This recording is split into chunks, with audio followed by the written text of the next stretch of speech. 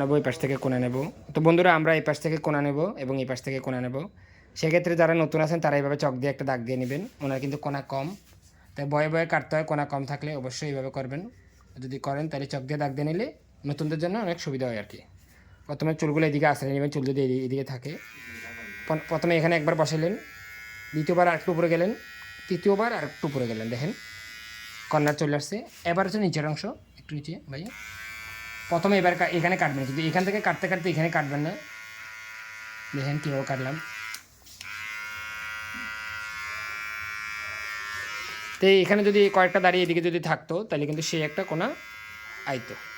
এখন আসলো না, তারপরে কিন্তু আমরা এত খারাপ অবস্থা এত খারাপও হয় নাই। এগুলো বুঝতে হবে, বুঝে বুঝে কাজ করতে পারি। মানুষের যদি কোণা না থাকে তাহলে বুঝে করতে বুঝে ভাই আপনার কোণাগুলো ছিল না, এখানে তো আমার কোনো অপরাধ নাই, না অপরাধ অথবা অপরাধ আর কি, যেটাই হোক।